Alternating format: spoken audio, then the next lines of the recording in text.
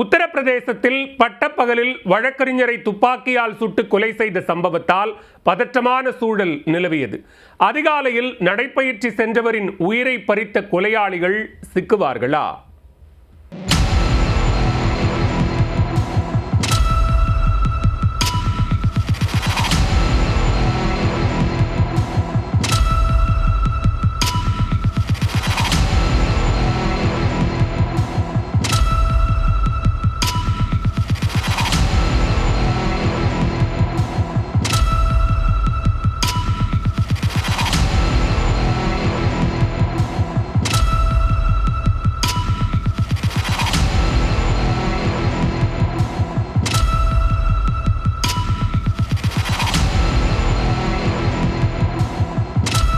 ஏற்கனவே 2 முறை உயிருக்கு ஆபத்து ஏற்பட்டதால் பாதுகாப்பு கோரி மனு அளித்த போதும் போலீசார் அலட்சியம் காட்டியதால் முன்னாள் பஞ்சாயத்து தலைவர் படுகொலை செய்யப்பட்டுள்ளார்.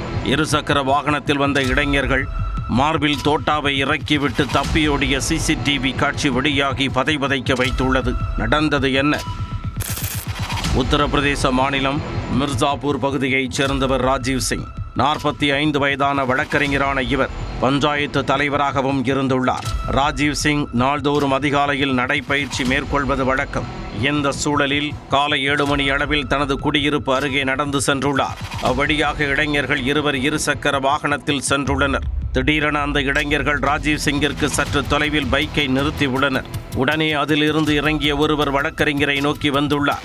அப்பொழுது தனது கையில் வைத்திருந்த துப்பாக்கியை எடுத்து ராஜீவ் சிங்கின் மார்பை நோக்கி சுட்டுள்ளார். இதில் குண்டடிப்பட்டவர் அப்படியே சாலையில் சரிந்து விழுந்துள்ளார். அடுத்த கணமே கொலையாளிகள் அங்கிருந்து தப்பியோட முயற்சித்த போது பைக் ஸ்டார்ட் ஆகாமல் இருந்துள்ளது. இதையடுத்து பீதியில் துப்பாக்கியை கையில் வைத்திருந்த நபர் தானே போராடி பைக்கை ஸ்டார்ட் செய்துள்ளார்.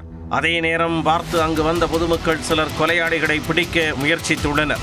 ஆனால் அவர்களில் ஒருவர் துப்பாக்கியை காட்டி மிரட்டியதால் காப்பாற்ற வந்தவர்கள் தலைதெறிக்க ஓட்டம் பிடித்தனர். ஒரு வழியாக பைக் ஸ்டார்ட் ஆனதும் கொலையாளிகள் இருவரும் தப்பியோடினர். இந்த சம்பவம் குறித்து போலீசார் வழக்கு பதிவு செய்து விசாரணை மேற்கொண்டு வருகின்றனர். விசாரணையில் ஏற்கனவே 2 முறை மர்ம நபர்கள் ராஜீவ் சிங்கை கொலை செய்ய முயன்றது தெரிய வந்தது. இதையடுத்து உயிருக்கு அச்சுறுத்தல் இருந்ததால் பாதுகாப்பு கோரி காவல் நிலையத்தில் மனு அளித்துள்ளார். ஆனால் போலீசார் அதை கண்டுகொள்ளாததால் ராஜீவ் சிங் கொலை செய்யப்பட்டுள்ளதாக குற்றம் சாட்டப்பட்டுள்ளது. அதிகாலையில் நடைபயிற்சி மேற்கொண்ட வழக்கறிஞரை மர்ம நபர்கள் துப்பாக்கியால் சுட்டு கொலை செய்த சம்பவம் உத்தரப்பிரதேசத்தில் அதிர்ச்சியை ஏற்படுத்தியுள்ளது.